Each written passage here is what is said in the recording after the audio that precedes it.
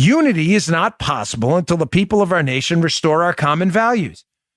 Americans used to find uniting values in the principles contained within our founding documents, the Declaration of Independence, the Constitution, and supporting literature, the Federalist Papers, and others. Remember, the right has not changed their view of America and the striving to create a more perfect union. It's the left that's changed, striving to create a more socialist union. Amen, Brother Stephen.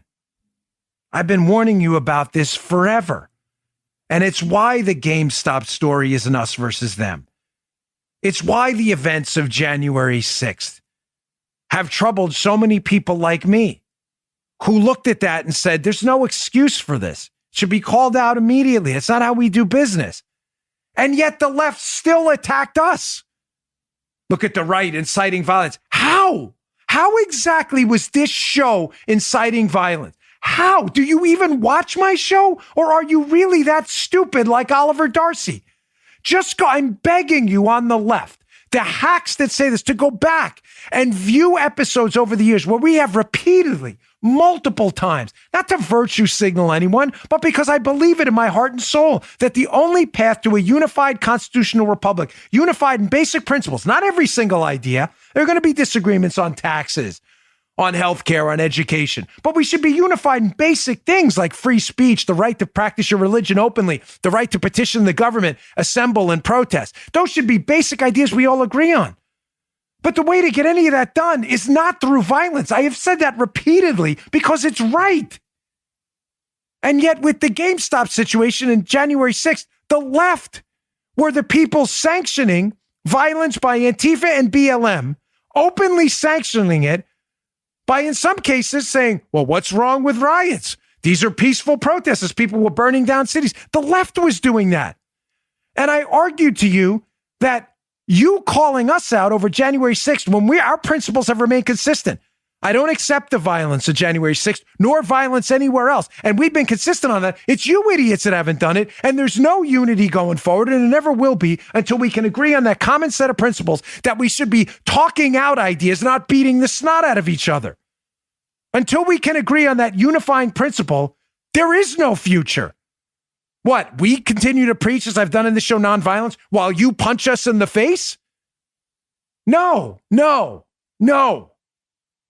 Stop talking about unity. There will be no unity until we can all agree on a basic set of rules. You can't have a boxing match, an appropriate analogy right now, where one side comes in with a chainsaw, a knife, and no boxing gloves, and you come in with 20-ounce gloves and no headgear, and he's trying to saw your arms off. That's not a boxing match because there are only rules that apply to one side. Wait, I have to box and he gets to use the chainsaw? That's not fair. Wait, the left gets to sanction BLM and Antifa violence? We call out violence everywhere and we're the bad guys? Wait, the left gets to lie about collusion, Spygate, the WHO, coronavirus, Andrew Cuomo, Hunter Biden, chloroquine, Spygate, and everything else, and then gets to call us out for misinformation? Wait, the left and their hedge fund billionaires that donated the majority of their money to Joe Biden and the Democrats because they provide a protective government cabal for them, they get to sell their stock and trade their stock and buy their stock whenever they want. But the mass, the great unwashed masses like us, we don't get to do the same thing. And you're wondering, people like on cable news and elsewhere are wondering why we were pissed off about this GME GameStop story and we think it's an us versus them. Maybe that's why. Because it is. Because it is an us versus them. They have a different set of rules. They do whatever they want. And yet we have to abide by a separate set of rules. No violence is their fault, no matter what they do.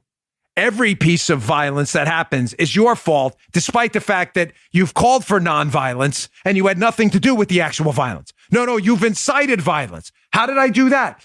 We're talking about liberty, freedom, school choice, all that other stuff. That's inciting violence now. You are now a domestic terrorist. Read the Greenwald piece if you don't think that's coming.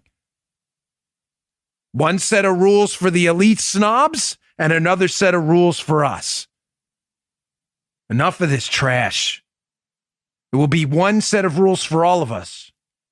And we are the ones on the side of that. And until we turn their rules back on them, they'll never change. They want to boycott, we got to boycott. They want to organize, we got to organize. They want to protest, we got to protest. It's the only way.